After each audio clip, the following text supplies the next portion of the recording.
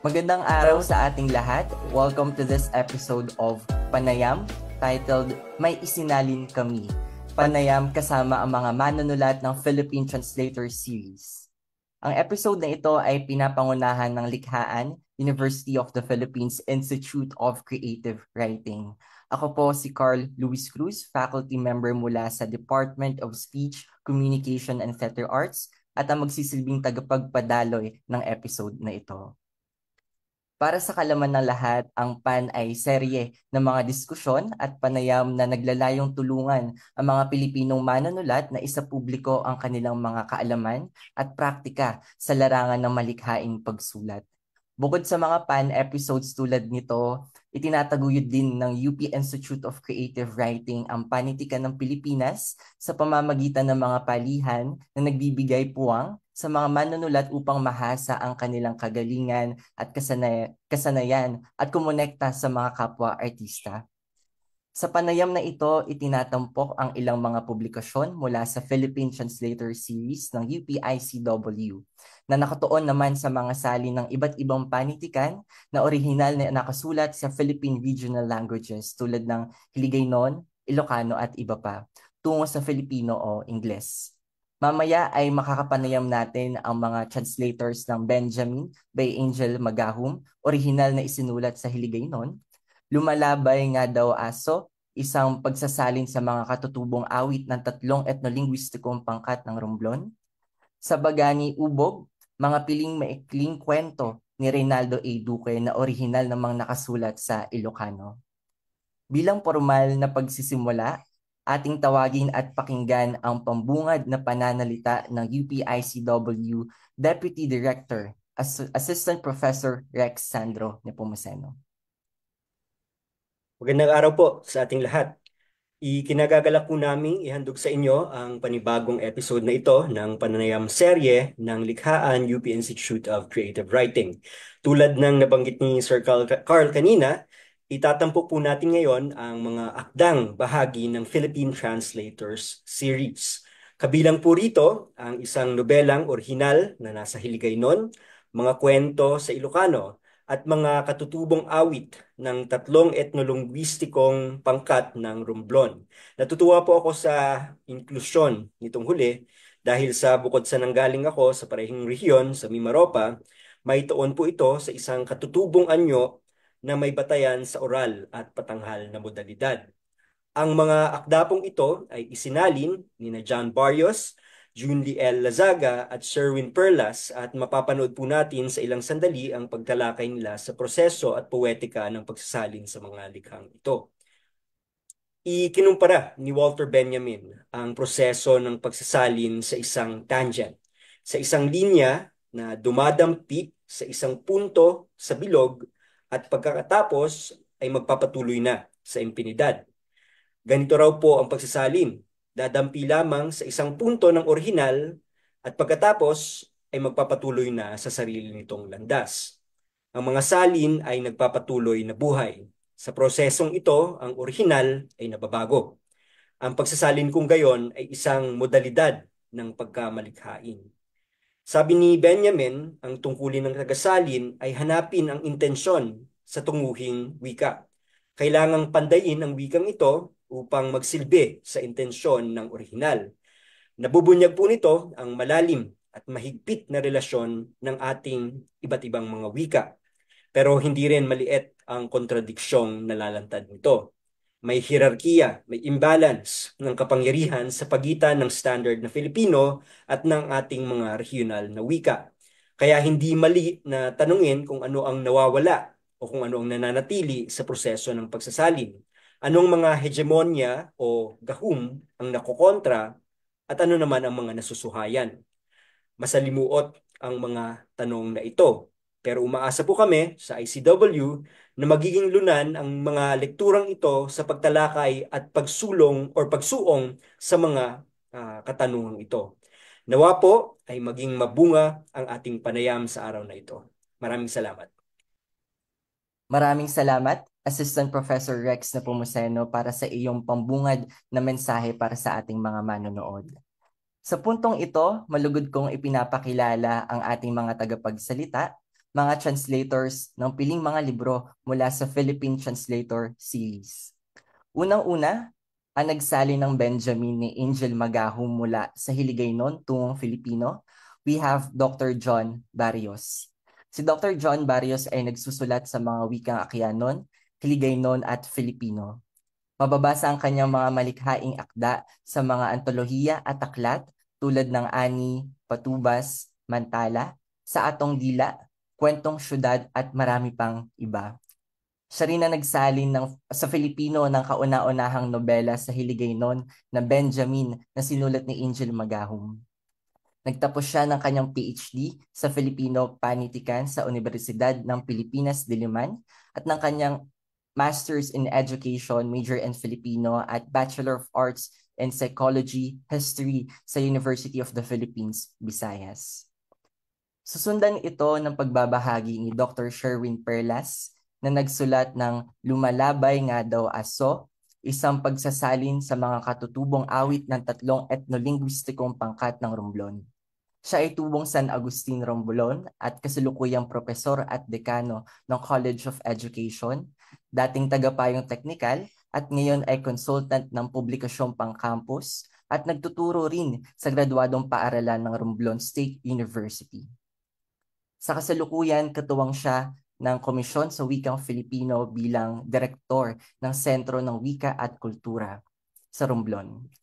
Nagtapos si Associate Professor Perles ng PhD in Literature sa University of Santo Tomas noong 2011 kung saan naging paksa ng kanyang disertasyon ang ugnayan ng regional at pambansang panitikan.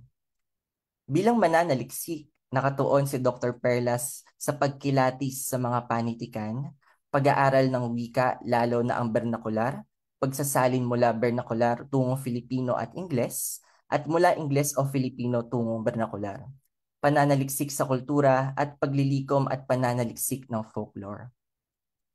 Ang pangatlo at panghuling tagapagsalita naman ay si Associate Professor Junly Lezaga, isang guro sa UP Baguio kung saan siya ang unang hinirang na UP artist sa larangan ng panitikan.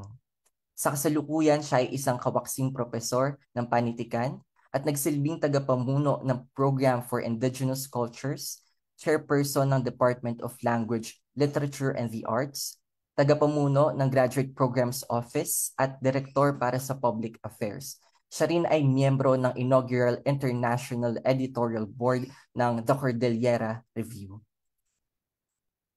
Upang umpisahan ang diskusyon na ito, ating tawagin ang unang tagapagsalita, Dr. John Barrios, para sa librong Benjamin ni Angel Magahum. Magandang araw sa Filipino mula sa inyong Hiligaynon. lahat. Ako si Professor John Barrios at ako ang tagasalin. Kasama ko si Fenimay Tanangunan ng nobelang Benjamin ni Angel Magahom. Ngayon ay ilalahad ko sa inyo kung sino si Angel Magahom at ano meron sa kanyang nobelang Benjamin. No?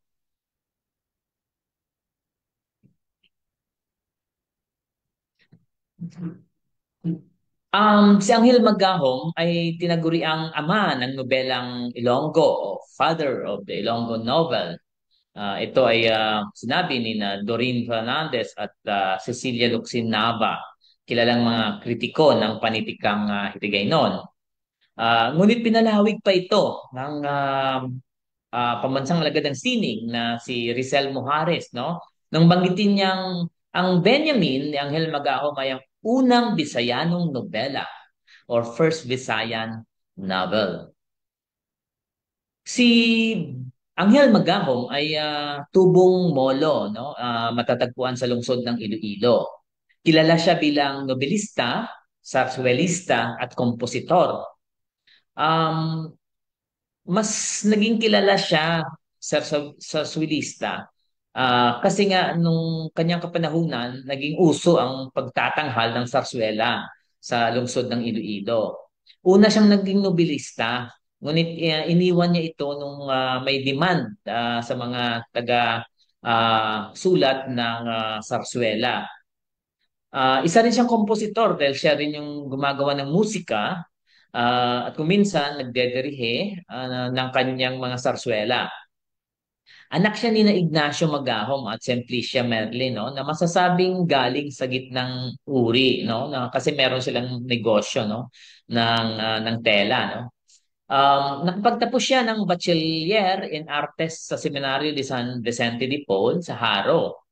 Nagtrabaho siya bilang clerk at guro ng Espanyol at musika. Naging editor din siya, tagasalin at periodista ng mga kilalang pahayagan o periodiko sa Iloilo nung kanyang kapanahunan, tulad ng Almanaki, Panayanhon, Kabuhi Sang Banwa, El Adalid, El Debati at Makina Ugalingon. May akda rin siya ng nobelang Isa Kabihat o Ang Bihat na nilathala noong 1920. Palaabuton o Hinaharap noong 1934 at Gugma Kag Kabuhi, Pag-ibig at Buhay noong 1934, parehong taon din, ano. Um, si si Angel Magahom, no, ang nilathala niya yung kanyang unang nobela noong taong 1907. Um, ang nobelang ito ay pumapatungkol sa naging masama na karanasan ng isang pangunahing tauhan at gayon din matandang tagasalaysay na si Benjamin dito sa kanyang nobela. Ang buod ng kwento ng Benjamin ay pumapatungkol sa karakter na pumuntang Maynila para mag-aral. Ngunit sa halip na mag-aral, magseryoso sa pag-aaral, natuto itong magsugal at magwaldas. Doon din sa Maynila, sa kanyang tinitirhan ay nakilala niya ang isang dalaga at naanakan niya ito, no? Ngunit nung ito'y manganak, namatay yung kanyang ama sa Iloilo at kailangan niyang bumalik. So bumalik sa Iloilo at iniwan yung kanyang kasintahan at yung kanyang anak, yung kanyang mag-ina. Sa Iloilo nag-asawa siya, no? Pinakasalan niya yung kapatid ng kanyang matalik na kaibigan na sa pagkatapos ng ilang buwan ay na-discover niya na mahirap palang pakisamahan, ano? Nagkaroon naman sila ng pamilya, isang anak, ngunit hindi siya naging maligaya. Sa katunayan, pinagtaksilan pa siya ng kanyang asawa. Ngunit hindi sinasadya yung pagtataksil dahil ito ay dulot ng paghihiganti ng kapatid na lalaki na kanyang dating kasintahan na iniwan sa Maynila, si Serapin. Si Serapin, kinidnap niya ang kanilang anak, dinala sa Maynila at inanakan pa ang kanyang asawa. Um, so sinundan ni Benjamin, no, sa Maynila, hinanap niya hindi lang sa Maynila, sa Luzon at sa timog na bahagi ng Luzon, si Benjamin. At nang natagpuan nang hindi niya ito natagpuan, ngunit na discover niya na ang kanyang anak ay namatay doon sa Maynila. At natanggap niya rin yung balita na ang kanyang asawa sa Iloilo ay namatay rin dahil sa pighati marahil. Um, Natagpuan ni Benjamin ang kumidnap sa kanyang anak nang pasakay siya ng barko, no, pabalik o papuntang Kabisayaan. Ngunit dito merong nangyaring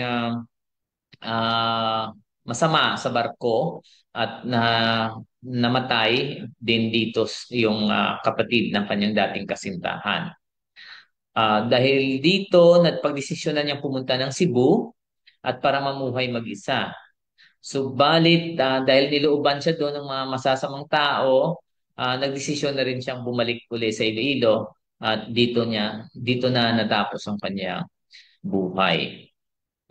Ngunit sa nobela, ang istruktura ng nobela ay nagsimula sa pagkakakilala niya sa isang binata sa baybayin at kanya itong kinuwentuhan ng kanyang buhay. At nagtapos yung nobela sa pag-iwan niya ng sulat sa binata na nagbibigay ng pang-aaral na tungkol sa kanyang mga naging karanasan. So, ang Binamin ay puno ng pangaral na nobela, no? Marahil ito rin yung karaniwang ah, forma ng ah, nobela noon, no? Sa panahon ni Angel Magahom. So puno ito ng kasabihan, analohiya at ilustrasyon.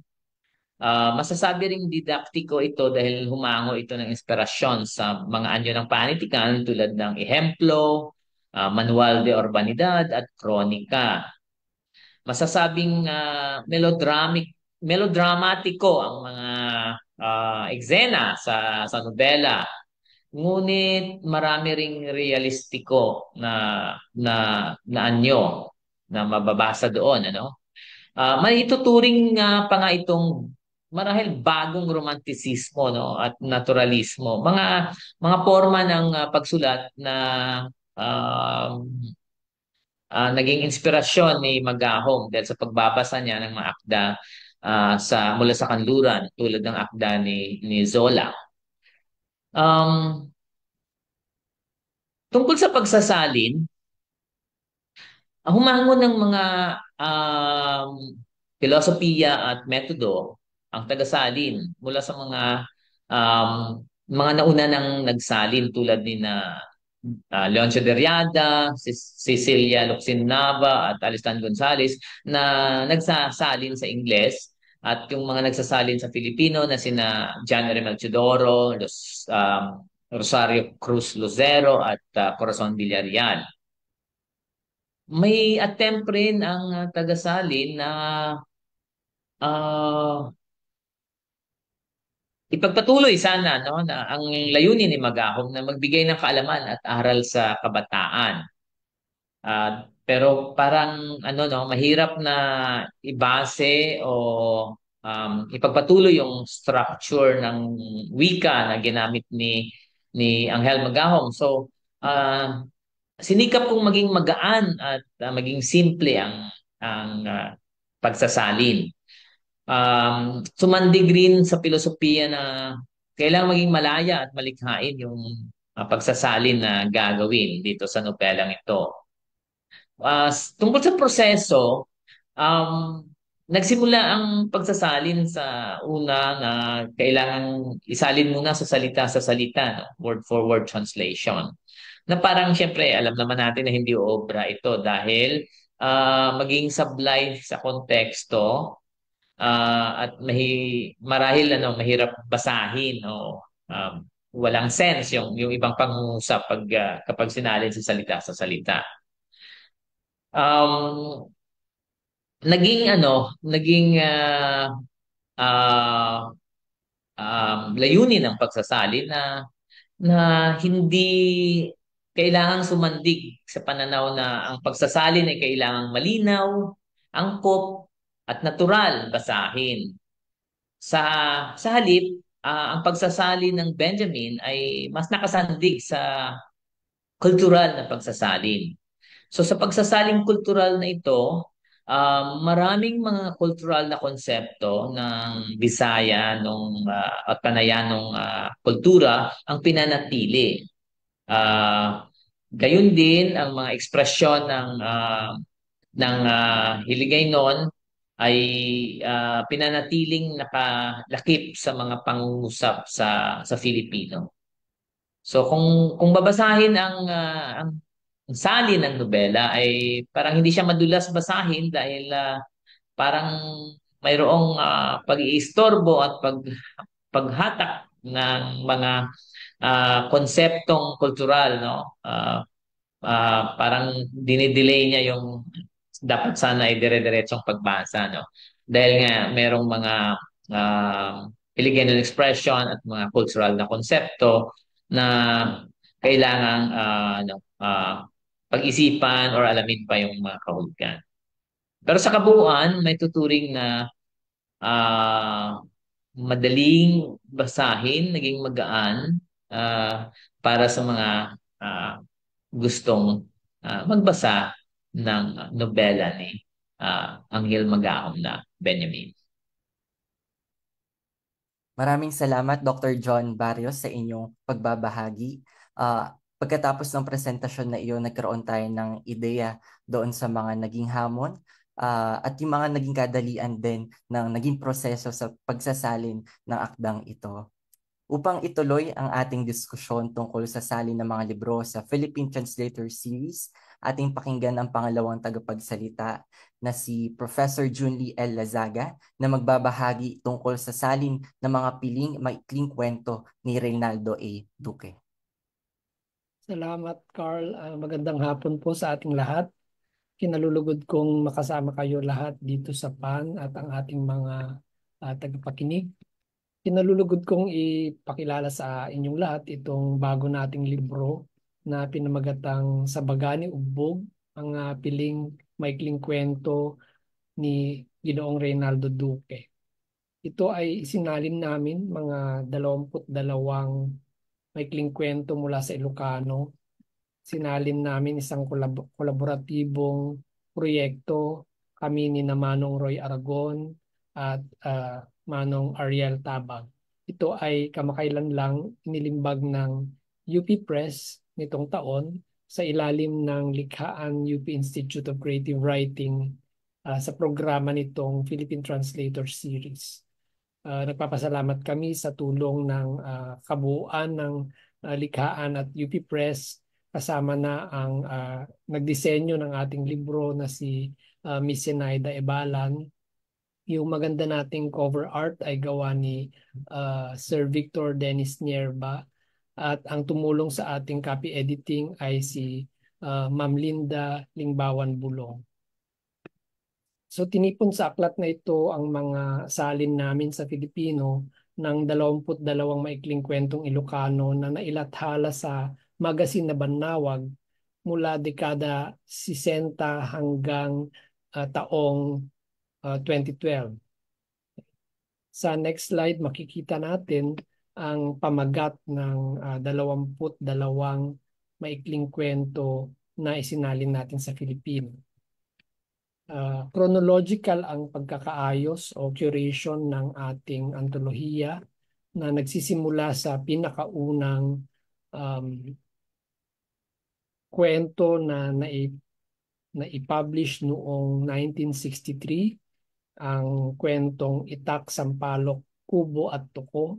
Sinundan ito ng kwentong tungkol kay Ingkong Siano, taga-Daigdig, lumabas noong 1967. Ang ikatlo ay ang pinamagatang Tanghaling Tapat, 1972. Sumunod ang Silang Mga Inabot ng Dilim, 1972. Dumating sa Isang Tag-araw, 1972. Landas, 1974. Pagbabalik sa Baga ni Ugbog, 1976. At ang mga sumunod ay mula sa dekada 80, Tandang Balawed, Ang Huling Pasko ni Tandang Hulyan, Kakambal ng Pagsilang, Mga Tinig sa Liwanag ng Buwan, at Patpatin. Sinundan pa yan sa susunod na slide ng listahan ang tungkol sa karakter na si Juan Daramudong, isang Ilocano. 1993, lumabas naman ang kwentong Cynthia Luna, Kabiyak ng Buwan. 1998, Ang Katahimikan ng Mga Siglo sa Kaibuturan ni Gabriela Dayaw, Ina. 2004 na ang Mga Matsing sa Mga Kwentong Bayan ni Kuya Wagayway Arquero. 2006 ang kwentong Ritual. 2006 din ang kwentong Ako, Juan Obrero, OFW. 2007 ang Entablado. 2009 Kung Paano Isinisilang ang Mga Alamat. 2009 din ang kwentong Anak, Tahanan at Panahon. At ang panghuli sa antologiyang ito, Ang Bahay na Pinamugaran ng Hinaharap, na ipinablish noong 2012. Sa sumusunod na slide, makikita na nauna nang lumabas noong 2023 ang kalipunan ng mga orihinal, no, na maikling kwento sa orihinal na Ilocano na may dagdag na isa pa. So 23 maikling kwento ang kasama dito sa antolohiyang inilabas ng Sadiri Publishing noong 2023 na pinamagatan sa Ilocano, Panagsubli, Ijay Bagani Ugbog, Kanda Duma Pay Asarita, o pagbabalik sa Bagani Ugbog at iba pang mga salita. Pinablish ito sa tulong ng publication grant mula sa National Book Development Board at pinili yung mga kwento pinili ni na Manong Roy Aragon at Manong Ariel Tabag at binigyan ko ng isang critical na introduction. Ang Bagani Ugbog ay ang ngalan ng kasalukuyang barangay sa lungsod Candon sa probinsya ng Ilocos Sur, kung saan ipinanganak si Reynaldo Arquero Duque noong ika-29 ng Oktubre 1945. Panganay sa 3 lalaking anak nina Zenon Duque Sr. at Placida Arquero Duque. Nagtapos siya sa Candon South Central School at sa Candon Provincial High School at nag-aral paglaon sa University of Santo Tomas at sa Manuel L. Quezon University.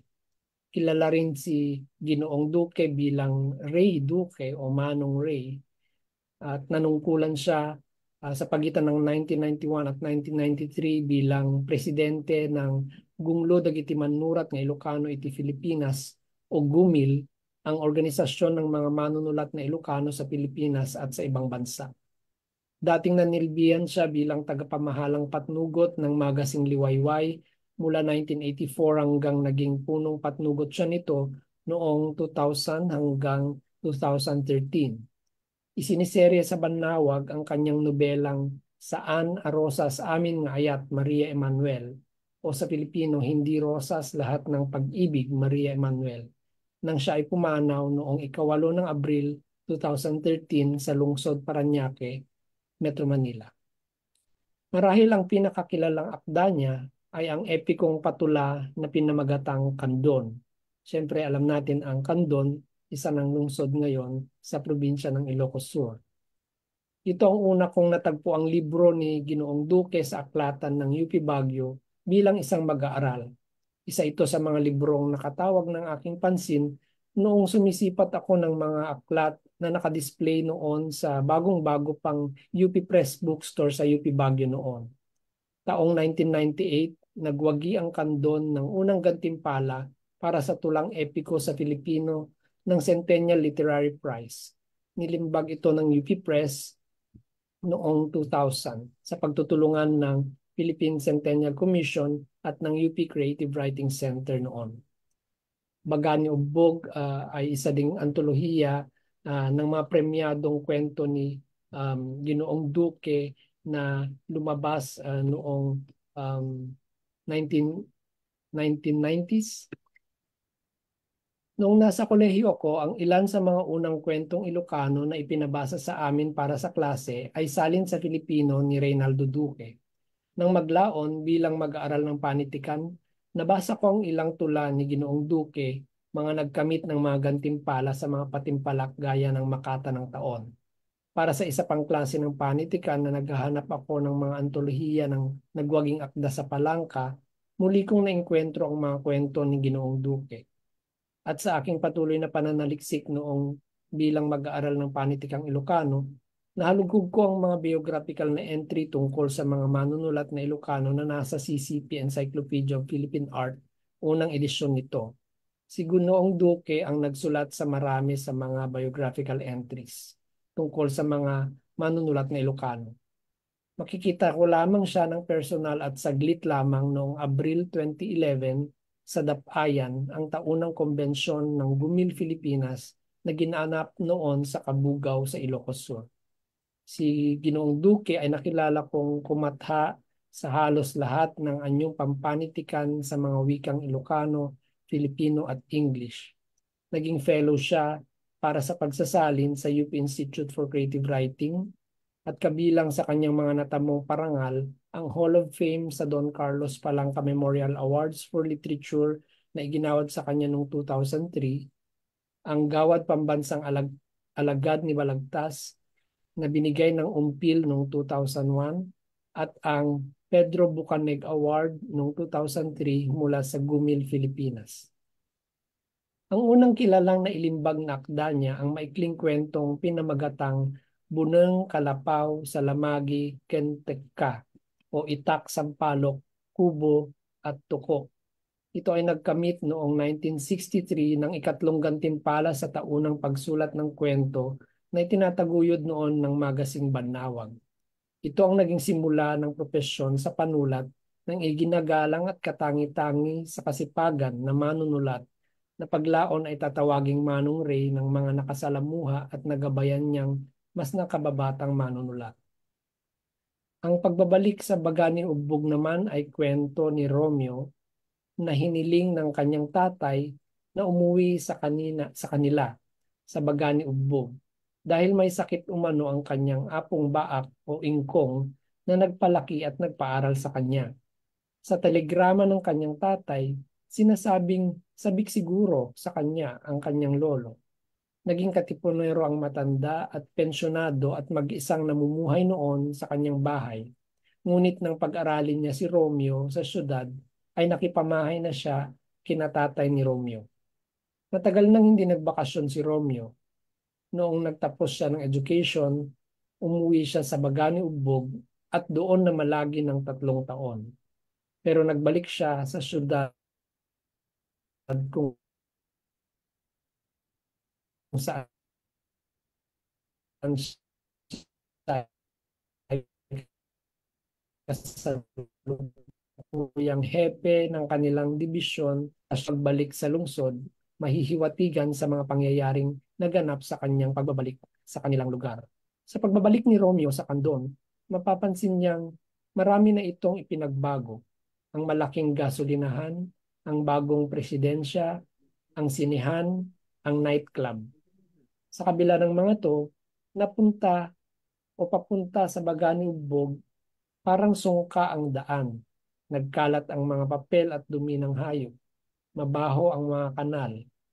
Malayo pa siya, nauulidnigan na niya ang mga hugong ng tubig mula sa batis sa may tulay. Naroon pa rin ang tindahan ni Aling Talen sa bandang kanluran ng tulay. Dumaan si Romeo para bumili ng sigarilyo at upang hubarin na rin ang kanyang sapatos. Nandoon ang kanyang Tio Pedro at iba pang kabaryo nila na nag-iinuman.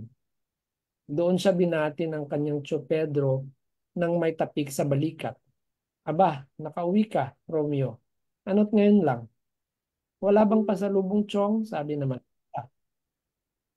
Para walang masabi, bumili si Romeo ng isang pares ng aklat at isang pinggang pulutan. Ngunit tumanggi siya nang bigyan siya ng baso na may alak. Pinaalalahanan sila ni Aling Talen. Sabi niya, baka kung ano na naman ang ibubunga nito, Pedro. Huwag kang mag-alala, Nay. Inginisi naman ng napagsabihan si Pedro. Nagpaalam si Romeo pagkatapos ng ilang sandali. Mabilis ang agos sa daan, patawid sa batis. Makapal ang mga lumulutang na layak at dumi ng tubig. Ipinili niya ang mga talampakan sa naaapakan sa balikat ng landas na kinumutan ng bulan ng malabong tubig. Naalala niyang hindi pa siya marunong magsalawal, ganito na ang daanang ito. Kahol ng kahol, ang itim na aso na makapal ang balahibo na sumalubong sa kanya papasok sa kanilang bakuran. Sinutsutan niya ang aso, ngunit mas lalo itong bumagsik.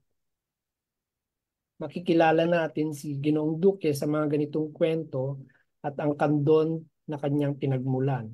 Tinatampok ang pagiging Ilocano sa pamamagitan ng palaging pagkakaroon ng isang karakter na Ilocano na madalas ay siyang pangunahing tauhan, saan man siya mapadpad at sa paano mang paraan o kung saan naroroon, may loob man o sa loob man o labas ng Ilocos. May namamayani sa mga karakter ng mga kwentong ito. Ano pa man ang pinupuntahan at narating nila, babalik sila sa isang pinanggalingang lunan o sinilangang puok o kaya'y kapaligirang kanilang di makalimutan, di kayang limutin, na sa karamihan ng mga kwento at sa maraming iba pa sa labas ng koleksyong ito ay ang Bagani Ugbog. Maging Romeo Arquero man o iba pang karakter, karamihan ay laging isinilang lumaki sa Bagani Ugbog.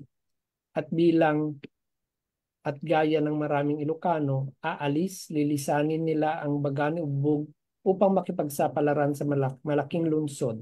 Ngunit sa huli ay kanilang babalikan ito. Babalik sila sa Bagani Ugbog, magbabalik sila sa Bagani Ugbog. Kung ito ay hindi eksklusibong karanasan ng mga Ilocano, marahil tama nga ang pinapalagay natin na ang mga Pilipino ay mga migrante. Ang ilan sa mga kwentong narito ay isang paraan ng pagpapaalala sa maraming bagay kabilang na ang halaga ng mga rehiyon sa pambansang kasaysayan. Binibigyang diin sa pagdadalumat namin ng konsepto na pwede nating tawaging Bagani Ugbog bilang bayan, na ang mga kwento ni Ray Duque ay ika nga ni Benjamin Pascual, hindi lamang kwento ng mga tao, kundi kwento rin ng puok, ang Bagani Ugbog. Kapag mababasa natin ang ilan sa mga tauhan sa mga kwentong ito na batay sa mga tunay na nabubuhay na tao na may kabuluhan sa ating kasaysayan gaya ng mga katipunerong Ilocano, mga nakalimutang bayani sa Pilipinas, maaring maungkat ang ating pagtingin sa ating kasaysayan. Sa aming pagsasalin ng mga kwentong ito, ginabayan kami ng kaisipan na ang pagsasalin ay pagsasalaysay sa kamalayan, pananaw at paniniwala ng isang may akda sa isang bago o ibang lupon ng mga mambabasa o tagapakinig ng kwento. Sa muling pagsasalaysay na ito, gamit ang nabago ng mga pamamaraan.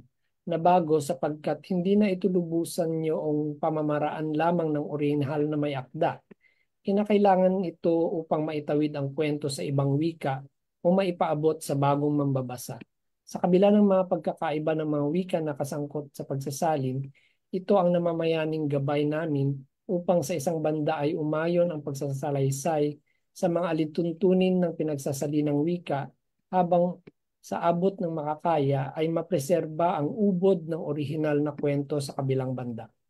Sa makatuwid, unang-unang kritikal ang filosofiya ng tagasalin. Ano nga ba ang maikling kwento? Upang matukoy kung ano ang ubod ng bawat kwentong hangad maisalin. Maliban dyan, nariyan pa ang filosofiya ng wika na dapat maging malay ang tagasalin at saka ang mga ugnayan ng kapangyarihan sa pagitan ng mga wika at mga kultura. Inaasahan namin dito sa Bagani Ugbog, maisa sa puok ang kasaysayan at maisa sa kasaysayan ang puok sa mga kwentong Filipino na minimithing pagbukalan ng marami pang Bagani Ugbog ng ating mga kwentong buhay. Salamat po. Maraming salamat, Associate Professor Junlie Lazaga. Makikita natin doon sa pagbabahagi na iyon na maging sa proseso ng pagsasalin ay mahalaga at hindi nawawala ang pagtatali ng mga naratibo sa isang pook, sa isang sinilangang pook. Nasa konteksto ng akdang ito ay sa Bagani Ugbog. Hindi lamang tinuturing na literal na lugar ang mga pook na ito, kundi bilang isang espasyo rin ng karanasan na sa kontekstong ito ay karanasang mga pang-Ilocano. Maraming salamat po sa pagbabahagi na iyon. Sa puntong ito, atin namang tawagin ang pangatlo at panghuling tagapagsalita sa panayam episode na ito. Associate Professor Sherwin Perlas na magbabahagi patungkol sa pagsasalin sa mga katutubong awit ng tatlong etnolinguistikong pangkat ng Romblon. Maayong aga po. Maayong hapon po sa tanan. Ngayong araw, ang panayam episode po ngayon ay may isinalin kami. Sa kaso ko po, ang isinalin ko ay ang katutubong awit ng tatlong etnolinguistikong pangkat ng Romblon na nagsasalita ng Asi, Unhan at Ini. Ako po si Sherwin M. Perlas ng Romblon State University. Ako'y natutuwa sa mainit na pagtanggap na aking mga kababayan tungkol dito sa aklat na ito at makikita nyo sa inyong mga screens ang ilan sa mga bumili at talagang naipost nila ito sa mga social media para sabihin na nabili nila yung aklat. At nabigyan din po tayo ng resolution of commendation ng isang bayan dito sa Ujongan dahil sa ating pagtangkilik sa ating sariling kultura. Ngunit hayaan niyo po ako na ikwento ko muna kung paano ko ginawa yung pangangalap at ang dokumentasyon ng mga awit na ito kasi napakahalaga dahil nga ito ay pag-aari ng buong komunidad. Kaya lubhang pag-iingat po aking ginawa para makumpleto ko ito. Inabot ako ng halos 14 na taon ata para makolekta ang lahat ng 127 na mga awit. So sinimulan ko ito sa pangangalap mula sa sekundaryang Batis. Yan po yung survey at sinabayan din ito. Pagkatapos nung sekundaryang Batis, bumalik ako sa primaryang Batis na ginawa ko sa pamamagitan ng fieldwork. Sa fieldwork, hindi lang po teksto yung ating kinalap, kundi pati yung metadata at provenance. Lahat po kung paano nila ito inaawit, bakit nila inaawit, ano ang halaga sa kanila ng mga awit na to. At pagkatapos noon, isinalang ko rin po ito sa proseso ng pagkasalin at ang malalimang kultura kung saan nakatutok ang lahat sa heograpiya na malalaman po nating lahat kung bakit heograpiya po ang naging focus ng analysis.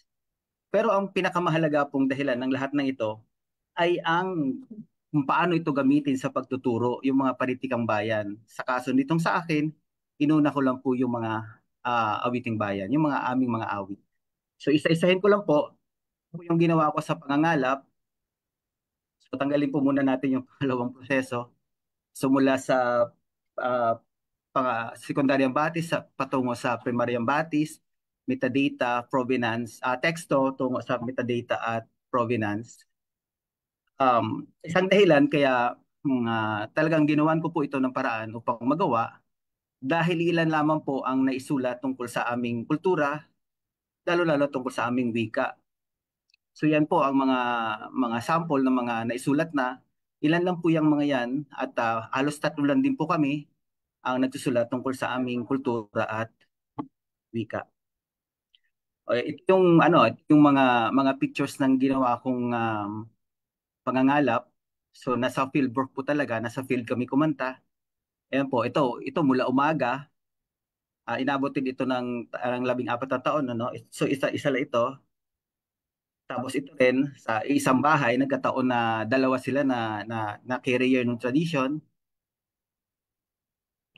Tapos ito naman sa ibang bayan naman ito, buong pamilya yung umahawit. Ayan, sinimulan ko ng umaga. Sa totoo lang, ito ay gumagawa pa sila ng walis tingting. At inabala ko lang talaga sila para awitin yung mga awit.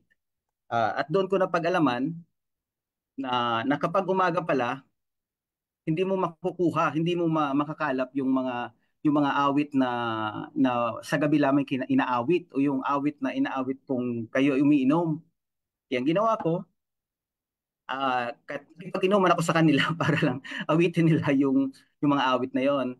At sa pangalap na ito, nakapokus din po tayo sa historical at sa ethnographic lapit para maging holistiko at komprehensibo po ang output ng pananaliksik. Ito yung sinasabi kong inabot kami ng gabi hanggang nalobat po yung camera at kahit madilim na, kahit wala ng camera, nakatumba na, hindi ko rin namalayan na natumba na pala. Ito yung bago natumba, no? Yung natumba na, ay sige pa rin yung awit namin. So at kahit papaano na nadinig ko pa rin yung yung awit, na isulat ko pa rin, na transcribe ko pa rin. Ito naman yung proseso ng pagsasalin.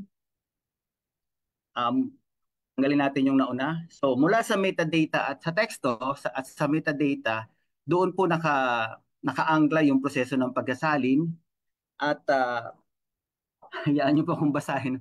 Nasa aklat hindi ko nilagay dito kasi para sa bibili kung sakali mong makabasa nito, meron pong 12 hakbang na aking iminungkahi, lalo't isinasalin ng aming wika at siguro kahit anong wika ng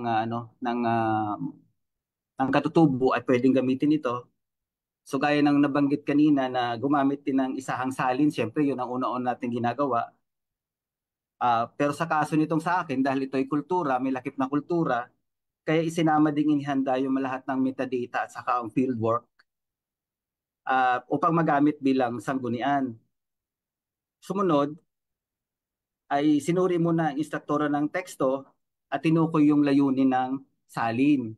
Ngayon, ang naging layunin talaga ng aklat nito ay ipaalam sa buong sa Pilipinas na kami ay nandito at kami yung maawit para maihatid namin na aming haraya aming kamalayan sa buong bansa. Kaya yun ang naging yun ang naging layunin ng aking naging salin. Pang-apat, inihanda ko muna yung burador. So, tinutukan ko yung hakbang 1 2 3. Kasunod noon, nilinaw ko ang aking naging salin sa mga katutubong mamamayan. Ibinalik ko. Ito yung unang ano pa lang ha, unang paraan pa lang ito ng pagbabalida. I mean, unang first step pa lang siya. Tapos nilinaw ko rin sa informante o katutubong mamamayan ang mga idiomatikong salin at kung ano-ano pa. Pagkatapos noon, ginawa ko na yung ikalawang burador ng salin kung saan nakapokus na rin ako ngayon sa syntax, sukat, tugma at estilo. Kasi nga ito ay awit. Medyo may pagkakaiba siya sa prose and fiction. Kasi ito ay sa poetry nakapunta, awit siya. Kasunod noon, tinanong ko rin ang mga informante ng katutubo para sa ilang klarifikasyon. And then, kumuha din ako ng consultant, pero dalawa sila, mula sa tunguhang wika kung paano maunawaan ang teksto sa pamamagitan ng pagkakaintindi niya sa teksto ng pinagmulang wika, tapos yung isa namang consultant para sa syntax naman, at minsan yung tunguhang wika sa pinagmulang wika, pabalik-balik siya.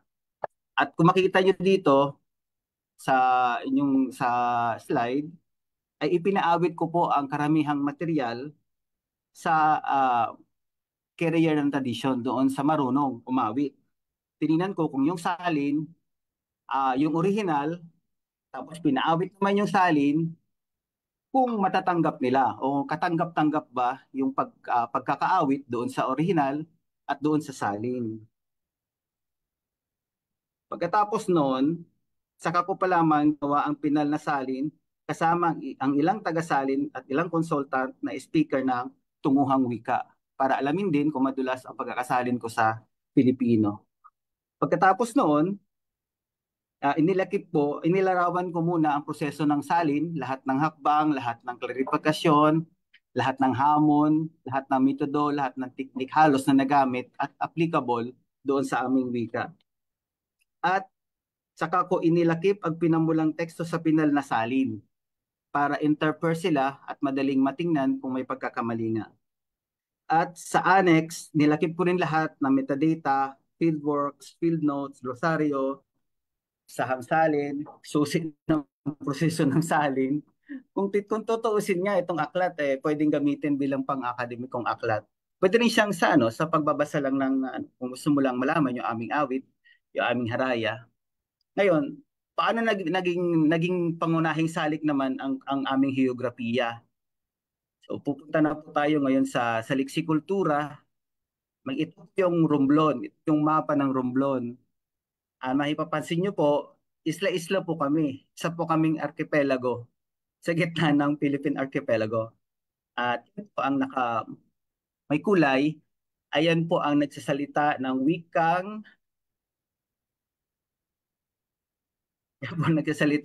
unahan. Ang kasunod niyan ay nagsasalita ng wikang ini. Hiwalay din po yan sila kaya maraming variasyon sa aming wika. At ang kasunod niyan ay ang nagsasalita ng wikang asi. So yan po ang kabuuan na meron kaming 3 wika sa aming isla. At isang punto sa larawan, larawan ng paninihi, isang kultura ng Romblomano kasi marami kaming dalampasigan, marami kaming maaring pagkukunan ng mga shells, ng mga sihi. Kaya karamihan naming awit ay patungkol diyan, patungkol sa lahat ng uri. At ito rin yung real view ng isang bayan na nagsasalita ng wikang ini. Mapapansin nyo, nucleated siya pero sa gitna nito, nabubuhay po kami katabi ng dagat at katabi po ng bukid. Kaya ang aming mga awit ay kombinasyon po ng lahat ng yon. At sa pagtatapos, sa konklusyon, meron po kaming ang talinhaga ng karagatan dahil napapaikutan niya kami ng dagat. Mapapansin na ang wikang unhan at wikang ini, ang kanilang mga awit ay nakatuon or may tema ng migrasyon, pag-ibig at pagkabigo at pandarayuhan. Samantala, yung asi naman ang naging focus ng kanilang mga awit ay tungkol sa pag-ibig sa kanilang isla, pandarayuhan, na doon pa rin yung migrasyon. Kasi nga, ay makikita nyo, isla-isla kami at mahirap yung buhay. Sa paglalagom, mapapansin natin na sa pagbabalida at dokumentasyon, gumamit po ako ng survey at fieldwork, and then ginamit ang lahat ng nakuha doon sa aktual na pagkasalin at sa validasyon, kaya nagkaroon ng kahit pa paano yung ayos na salin. Pero alam naman po natin na lahat ng salin ay isang borador lamang, at bawat tingnan ko nga may nakikita ako sa totoo lang nung na-i-publish na ito at may mga bumili na, nagkaroon din ng ilang book review, at may mga nakita akong mga salita roon na talagang hindi ko rin naisalin kasi nga hindi alam nung aking na interview. Hindi rin alam nung aking ng expert na aking napagtanungan, at hindi rin alam nung naimbitahan ko sa pagbabalida na miyembro ng komunidad. Napag-alaman lamang nung ito ay naipublish na, at may nag-chat na sa akin na ito pala ang meaning ng salitang yun. So, talagang borador lamang isang salin, at talagang patuloy ang pagbabago. So dumiretso tayo ngayon sa leksikultura na kasama din dun sa aklat, kasi meron dong dalawang essay kung saan pinukusan ito kahit papaano. So makikita nyo doon ang aming kolektibong kamalayan, ang aming haraya. And mapapansin nyo na lahat na yon ay nakatago sa talinghaga ng karagatan or ng aming topografiya. So ngayon, itong talinghaga ng karagatan, mapapansin natin na kahit napapakiikutan kami ng dagat, hindi ito naging hadlang sa aming pagiging isa. Bagkus naging daluyan ito na para maging isa ang buong Romblumano'n kahit kami ay nahahati ng 3 wika. Kaya ang archipelago ay napakalaki ang ambag kung sino at ano ang aming ethno-linguistic identity, ethnic identity. At napapansin din natin na lahat halos kami, ang pagkakatulad ng 3 wika ay ang aming pag-ibig sa isla o kapwa. Doon nakapokus yung aming mga awit. At nandun pa rin, siyempre, yung pagkabigo at pagdurusa, hindi mawawala. Pero ito yung kakaiba, laging ang aming awit ay nostalgia, kasi karamihan na taga-amin ay nandarayuhan po at hindi nakakabalik. Karamihan nandyan sa Manila, kung saan sa ibang bansa, at bihira na pong bumalik dito. Kaya ang motif na mapapansin nyo sa mga awit ay nostalgia at pandarayuhan. Ngayon, kung sana makabili kayo at para makilala nyo kung ano ang Romblumano'n, sino po kami. Yun lang po. Maraming salamat. Meron pala akong meron akong video dito ng awit kung baka gustong madinig nila. Kasi yung aklat, collection lamang yun ng teksto. Meron po ditong sample na inawit pa rin nila.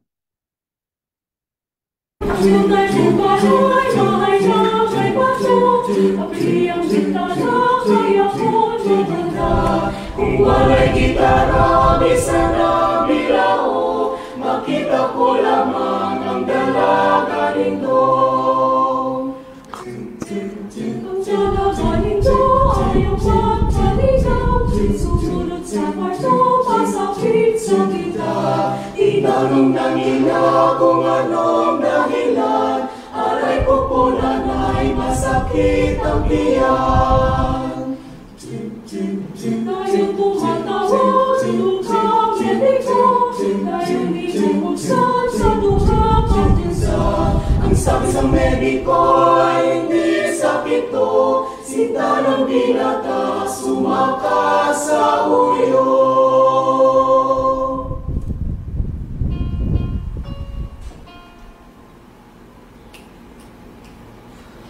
Ang binata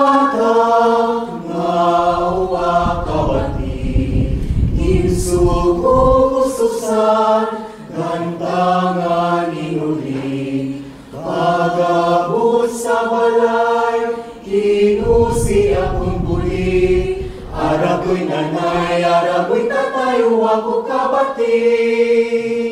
Aroy, aroy, aroy, aroy, aroy, aroy, aroy, aroy, aroy, aroy, kasakit akong buli sa pagkusi. Ang binata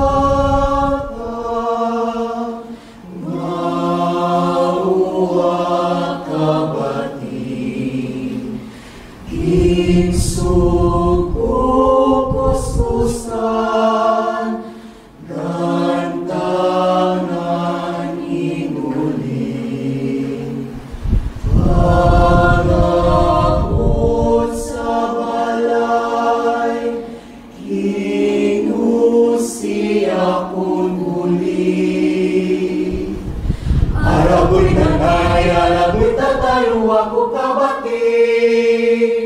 Aroy, aroy, aroy, aroy, aroy. Aroy, aroy, aroy, aroy, aroy. Kasakit ako'y buli sa pagkusik. Aroy, aroy, aroy, aroy, aroy. Aroy, aroy, aroy, aroy, aroy. Kasakit ako'y buli sa pagkusik.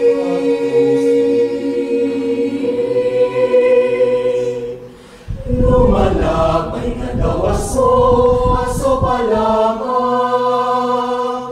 Ang mga butang matanan sa kalibutan. Ang mga matamisahay, nagapait manahay, nga daw aso manahay, nga lumalabay. Lumalabay nga daw aso, aso pa lamang. Ang mga butang matanan sa kalibutan. Ang mga matamisahay, nagapait manahay, nga daw aso manahay, nga lumalabay. Pum pum pum pum pum pum pum pum pum pum pum pum. Nga bayong kay bayong, dahil nasasayong kay kusong. O yun kay kawin ay kawin, sandayan ay subong. Tao nga bayong kay bayong, dahil nasasayong kay kusong. O yun kay kawin ay kawin, sandayan ay subong. O lugar ng pawikan, manami, nasumsuman sa tubang nga pinaglungatan. O lugar ng pawikan, manami, nasumsuman sa tubang nga pinaglungatan. Lumalabay nga daw aso.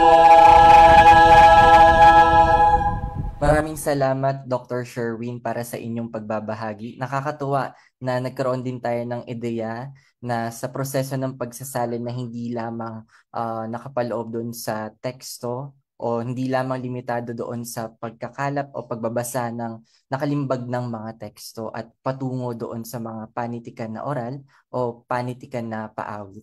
Nakita rin natin doon sa presentasyon na iyon kung gaano nagiging komplikado ang proseso ng pagsasalin, lalo na kapag ginagamitan ng mabigat na etnografiyang disenyo. Ngayon na nakapagbahagi na ang ating tatlong tagapagsalita, maaari na nating simulan ang open forum para sa episode na ito. Ang mga tanong ay manggagaling sa akin bilang moderator. May ilan po akong mga tanong at maaari po itong sagutin ng lahat. Kung sino na lamang po ang unang magtaas ng kamay at sunod-sunod na lamang po. Yung una ko pong tanong ay medyo nasagot na ng ilan sa mga speakers natin ngayong hapon. Ang tanong po na ito ay, isa sa mga tungkulin ng isang translator ay yung pagiging quote-unquote faithful, no, ng translation sa original na teksto. Pero hindi lamang iyon, hindi lamang sa teksto, kundi doon sa original na wika na ginamit. Kung paano nagiging faithful doon sa original na wika at original na kultura na matatagpuan doon sa rehiyon dito sa Pilipinas. Ang pinakatanong po ay, although kanina medyo nasagot na nga, ano po yung mga oportunidad at mga hamon at mga naging limitasyon sa proseso ng pagsasalin na ito. Na yun nga, hindi lamang tayo nagsasalin ng teksto, pati yung faithfulness din doon sa wika, sa nuances ng wika at sa nuances ng kultura. Paano niyo po ito ginawa? Nagkaroon po ba ng ilang pagdadagdag, ilang pagbabawas at ilang modifikasyon? Sino po ang gustong mauna? Pwede po ba akong mauna? Sige po, Sir John. Sige, maraming salamat. No?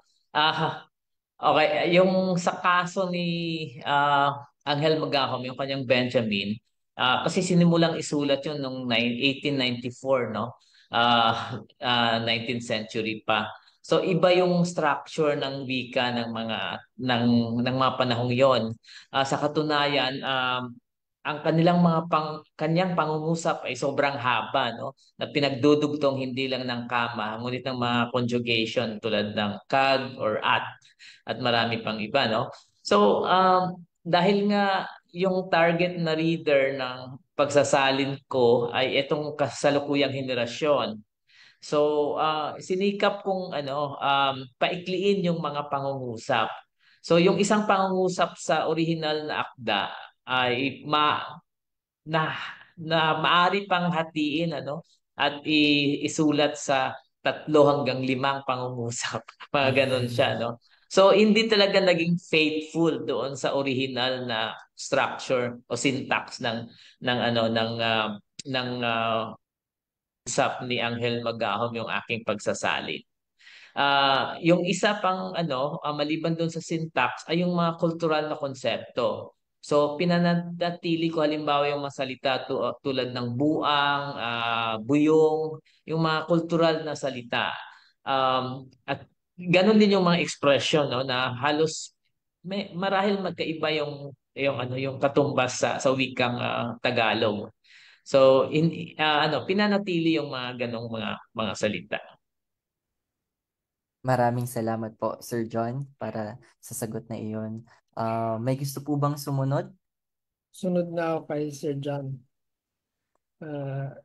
Napansin nga ni Carl na medyo nadaplisan ko na yung filosofiya namin sa pagsasalin at tungkol sa mga maaari nating tawaging untranslatable, no, yung mga ayaw magpalipat, no, na mga termino at mga salik ng wika.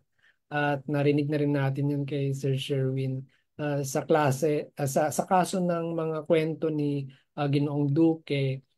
Hindi iisang metodo yung ginawa namin. Sa mga halimbawa sa mga pamagat, mapapansin ninyo na walang masyadong mga cultural terms dyan maliban sa mga pangalan ng lugar na Ilocano. Pero sa loob ng kwento, lalo na kung ang nagsasalita ay isang karakter na Ilocano, doon napapanatili yung mga terminong Ilocano. Halimbawa, pag tinatawag niya yung tatay niya, dapat ang tawag niya tatang, hindi tatay or itay. O kaya amang sa halip na ama o inang sa halip na ina. Sa pamagat, halimbawa, ingko ang nakalagay, ingkong Siano, kaya tandang Balawed. Pero doon sa pag-narrate mismo sa kwento, ginagamit namin yung Ilocano ng tanda na napaka-espesipiko. Halimbawa, lakay. Ang lakay ay matandang lalaki. Nakaiba sa matandang babae, no? Bakit? Na iisang salita lang na hindi nakaka-capture sa Filipino. Halimbawa, yung tanda ay walang gender yun. Pwedeng lalaki, pwedeng babae. No?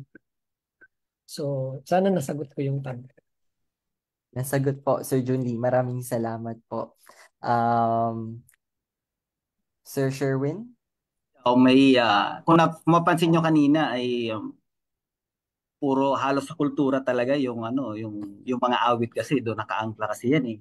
Ngayon, babalikan ko po yung purpose o layunin ng salin, hindi lang para maihatid ang aming mga awit, pati yung aming kultura na rin. At habang nagsasalin kami, maraming mga salita ang wala talagang direktang katumbas. Gaya na lang halimbawa ng taw-taw. Yung taw-taw, nahanap ko sa sinaunang Tagalog. Meron siya eh. Ang sabi doon sa sinaunang Tagalog ay paglalawit ng kawayan na gamit sa pangingisda. So, yung paglawit mo lang.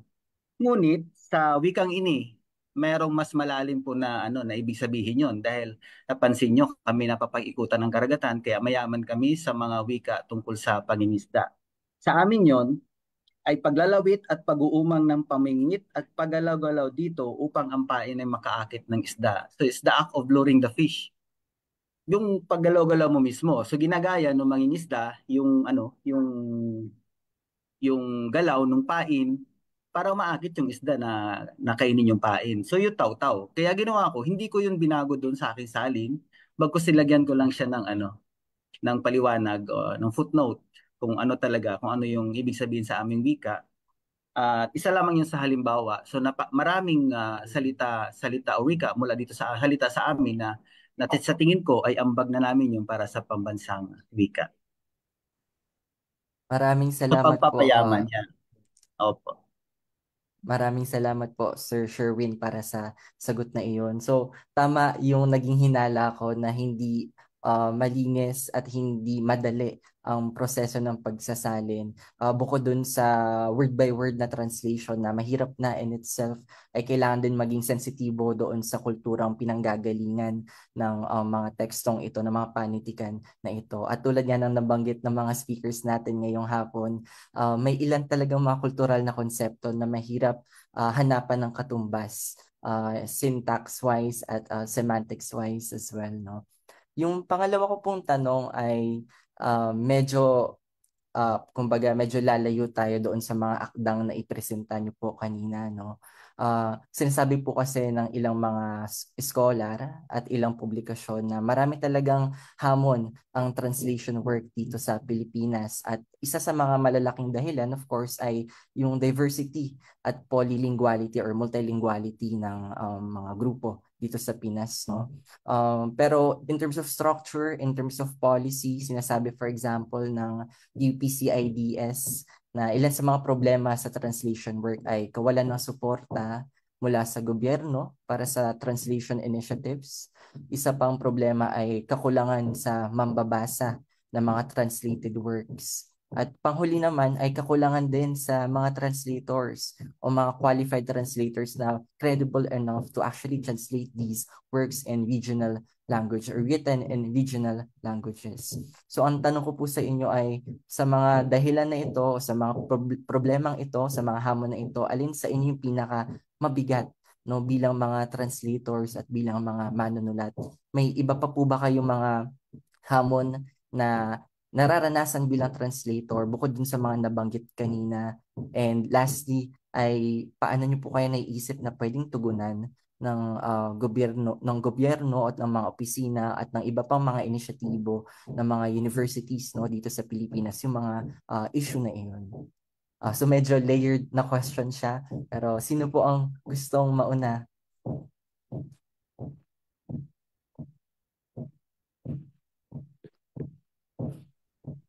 Si Sir- Junli muna. Okay. Hindi po yung nasa isip ko. Sir Junli, ikaw din yung una ko nakita.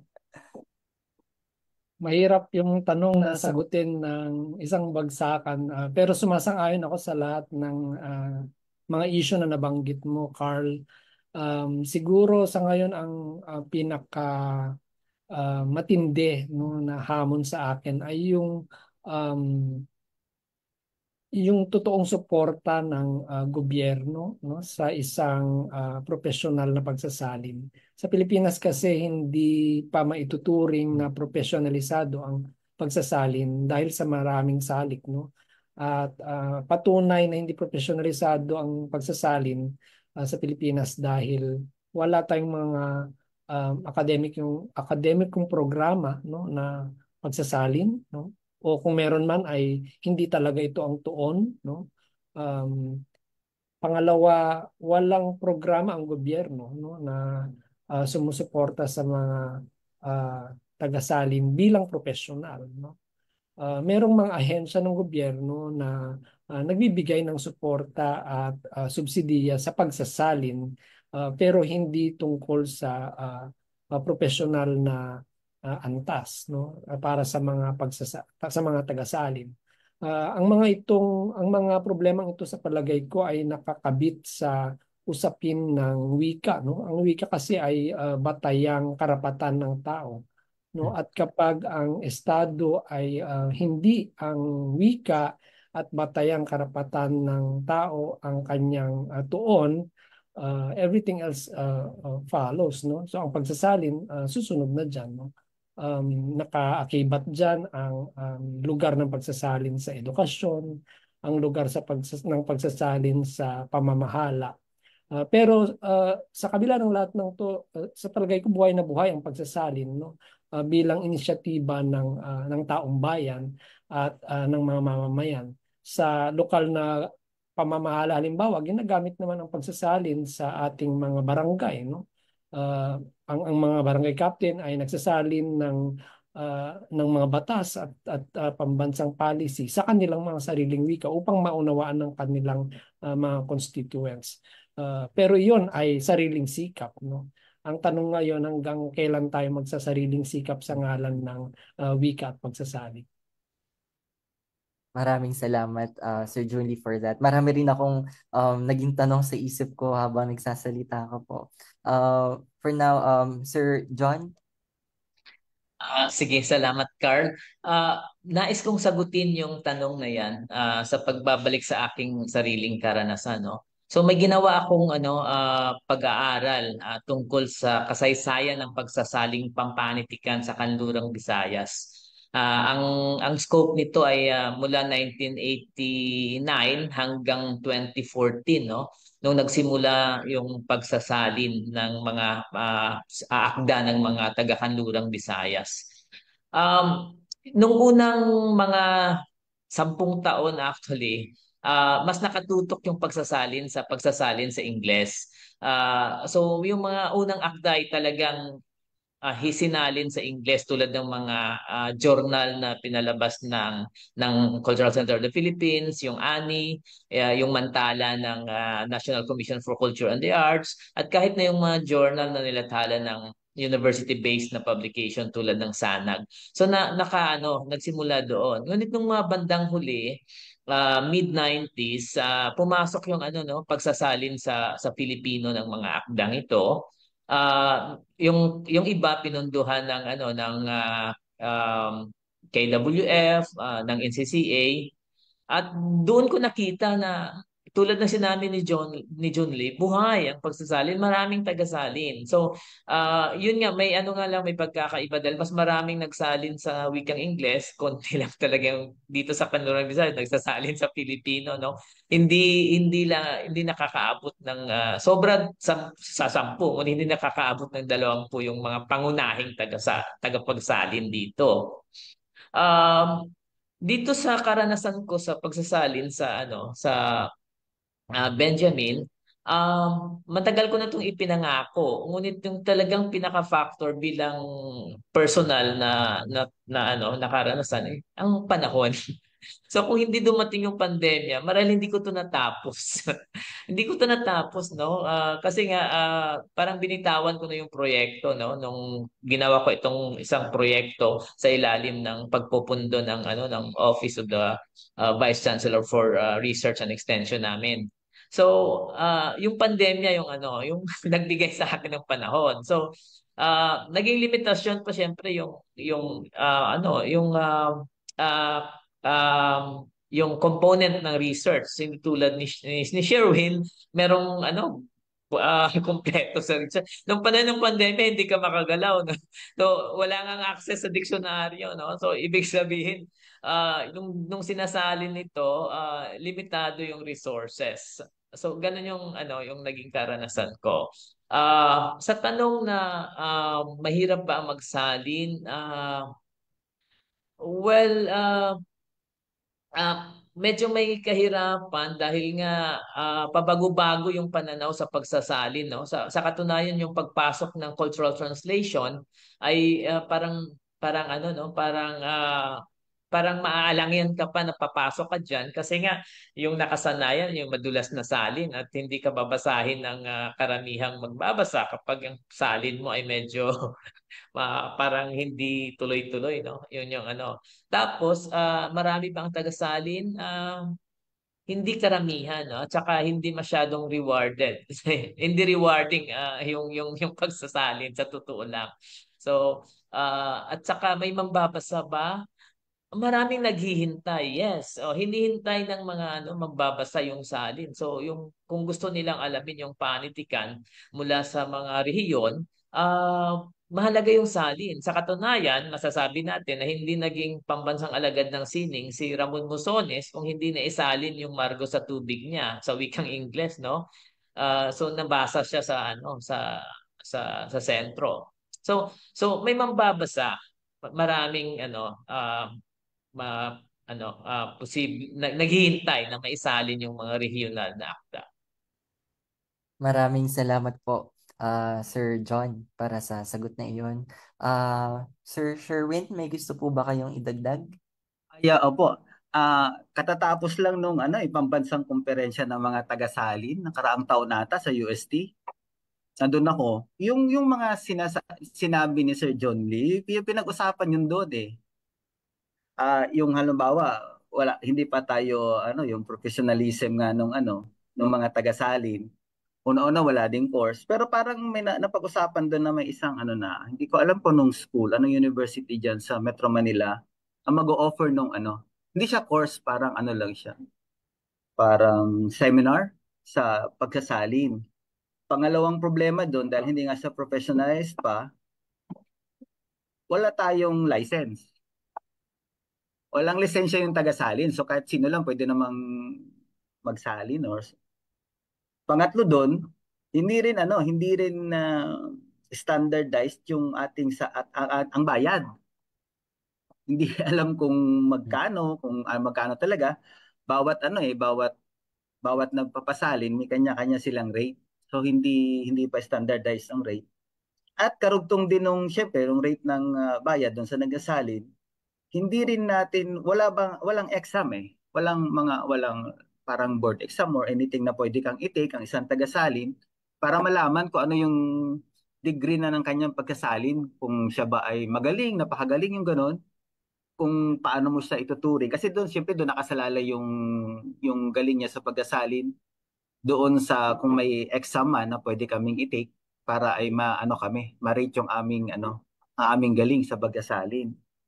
Bukod dyan, sa totoo lang, napakayaman ng ating bansa sa pwedeng isalin kasi napakarami ng ating wika. Kaya napakahalaga talaga nung salin. Ngunit, yun na nga, isang hamon nga sabi din niya ni Sir Barrios kanina, mas marami yung sa wikang Ingles. Kung tutuusin, dapat sa English ko na rin sinalin yun kasi mas madali pa siguro dahil English major ako eh. Pero ngunit nakita ko na siyempre bago ka lumayo, salin mo muna sa sarili mong pambansang wika. Siguro ang kasunod nun, salin naman sa English.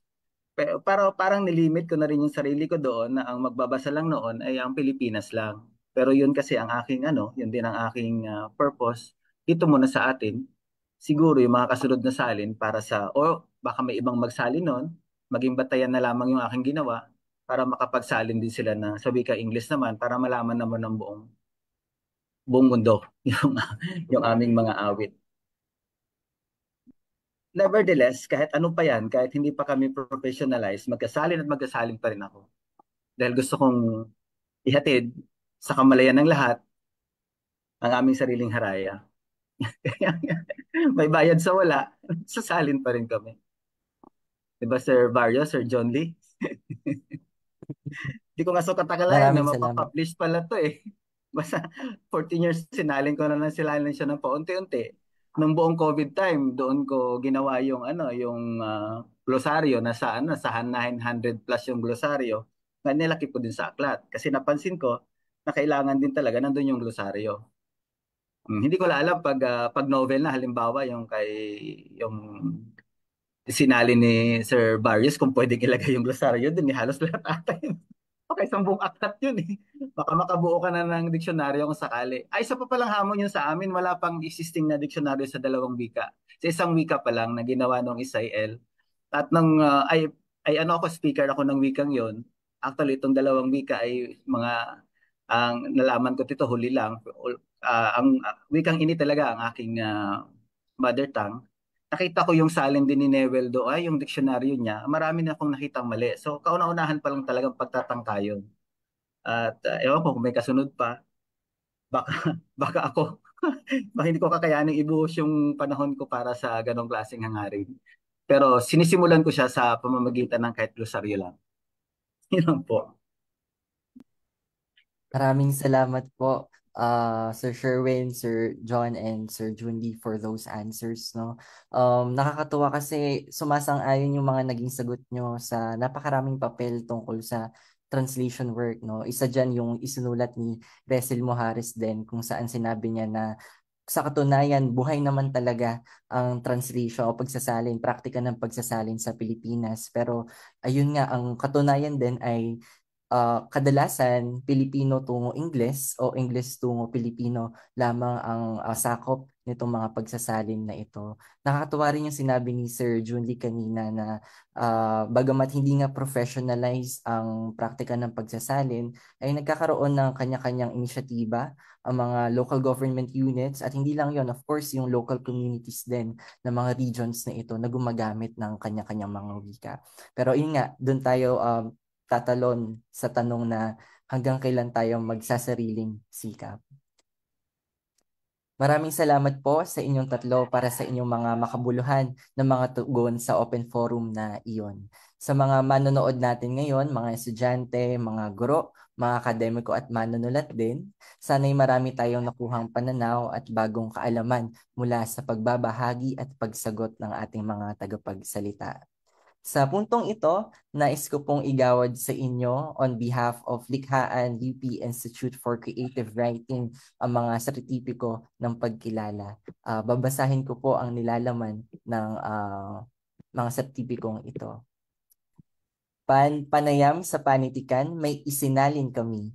Certificate of Appreciation, and the certificate is given to myself and also our other speakers on this panel, Sir Junly Lazaga, Sir John Barrios, and also Sir Sherwin Perlas for participating as panelists of Panayam sa Panitikan, May Isinalin Kami, given this 13th of November 2024.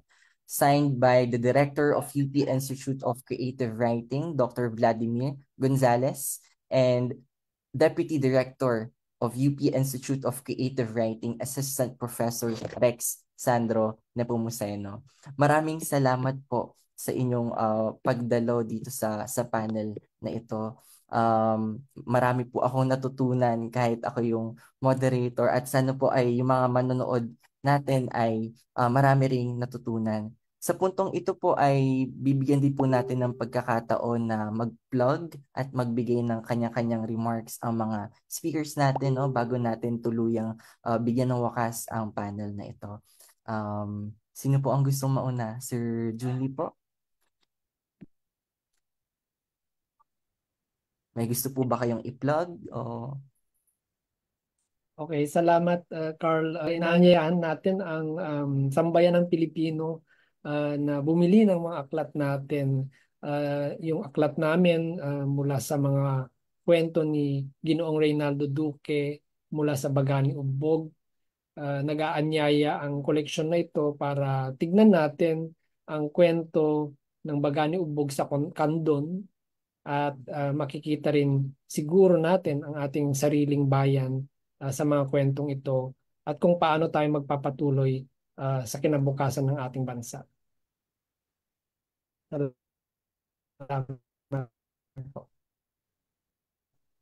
Maraming salamat po. Dr. Barrios? Inaanyayahan ko yung mga manonood na bumili ng Benjamin sa UP Press. Available sa Lazada at Shopee. Kung hindi kayo makapunta sa UP Press sa UP Diliman. Ang Benjamin ay hindi lang nobela o unang nobela sa Hiligaynon. Ngunit ito rin ay larawan ng kultura at kasaysayan ng ating panitikan, no, na kung saan maraming kaalaman at kaalaman na makukuha ang ating mga mambabasa dito. Yun lang, salamat. Maraming salamat po. At panghuli, Sir Sherwin, may gusto po ba kayong i-plug para sa ating mga manonood? Inaanyayahan ko po ang lahat ng manonood at nanonood ngayon na bumili po ng aklat, lahat ng aklat doon sa translation series ng Likhaan. Sigurado kung masasayahan kayo sa inyong mababasa. Bukod sa magagamit nyo na sa inyong sa inyong mga translation subjects, Kasi lahat ng aklat doon sa translation series ay may paliwanag kung paano isinalin naming lahat yung mga akda na naisama namin. Pangalawa, kung gusto niyo rin na magamit sa inyong mga cultural studies at mas maging malawak ang topics na inyong pwedeng pag-aralan, nandyan po ang mga aklat na yan na siguradong magbibigay ng panibagong pananaw sa ating lahat po. Maraming salamat, Sir Sherwin. Natutuwa naman ako na isang perks ng pagiging moderator ay makakakuha ako ng soft copy nitong mga libro na ito. Pero ayun nga, tulad ng sinabi ng ating mga speakers, inaanyayahan namin kayo na bumili ng mga libro dito sa Philippine Translator Series na ito. Bilang formal na pagtatapos para sa episode na ito, atin namang pakinggan ang pangwakas na mensahe ng Direktor ng Likhaan, UP Institute of Creative Writing, walang iba kundi si Dr. Vladimir Gonzalez. Magandang araw po sa ating lahat at sa ngalan po ng mga kasama sa Likhaan, UP Institute of Creative Writing. Lubos po ako nagpapasalamat sa panonood at pagtangkilik ninyo sa aming pan-episode na nagtatampok na aming Philippine Translator Series. Ito pong sharing ito ay nasimulan noong pandemya, around 2020, kung saan namungkahi noon ng dating Chancellor Fidel Nimenso sa pagtulungan ng aming dating direktor na si Rolando Tolentino na magkaroon ng platform, venue, dun sa aral ng mga libro na nakasulat sa mga regional na wika at naisalin sa Filipino o Ingles. Ito po ay tila pag-ako ng UPICW dun sa mission na hanggang kaya palaganapin, ipakilala ang panitikan sa iba't ibang wika sa bansa. At nakatutuwa po na bagaman challenging talaga dahil parang nagiging doble yung layer ng proseso. Nagka-copy edit sa Filipino sa Ingles, nagka-copy edit, nag-review doon sa original na wika. Pero paunti-unti, nakukuha po namin yung workflow na angkop at nakapaglabas naman na ng ibang mga titulo, mga pamagat, mga aklat sa ilalim ng sharing ito. At ayun nga po, ilan dito ay natampok sa pan-episode na ito. Pasasalamat kina Sir Junli, Lazaga, Sir John Barrios, Sherwin Perlas, Sir Sherwin. Salamat po sa inyong pagtangkilik at pagsubok na mailimbag ang inyong mga proyekto sa ilalim ng PTS. At kami rin po mula sa ICW, inaanyayahan kayo na lumahok din at sumali kung may pagkakataon sa aming mga book series. Bukod sa PTS, baka nabanggitan din ni Sir Rex, may Philippine Writer Series po tayo na natampok namin sa pan-episode. Papalapit na po ang aming Writer's Night, ang culmination ng lahat ng aming mga nagawa. Pagbabalik tanaw sa mga napagtagumpayan ng UPICW. Sana magkita-kita tayo sa November 28. At sa susunod na taon, sa 2025, sana po'y magkasama-sama pa rin tayo sa mga gawain ng ICW sa Literature for Social Development Project. Mahalaga po sa amin na natutulungan, nakakaabot sa pinakamaraming tao na kaya, at ang inyong partisipasyon at paglok sa aming mga proyekto ay pagpapakita na nagagawa namin ng maayos ang aming adhikain. Maraming salamat po at muli magandang araw at kita-kits po sa mga susunod na proyekto ng UPICW. Maraming salamat, Dr. Vlad Gonzalez, para sa inyong pangwakas na pananalita sa episode na ito. Dito na nagtatapos ang ating panayam episode na may pamagat na May Isinalin Kami. Panayam kasama ang mga manunulat ng Philippine Translator Series. Muli maraming salamat Dr. John Barrios, Dr. Sherwin Perlas at Associate Professor Junli Lazaga para sa inyong pagdalo sa panayam na ito. Maraming salamat din sa ating mga manonood syempre. At higit sa lahat, maraming salamat sa Likhaan UPICW sa pangunguna sa panayam episode na ito. Muli ako po si Carl Luis Cruz, ang inyong tagapagpadaloy ngayong araw. Maraming salamat at magandang hapon po sa lahat.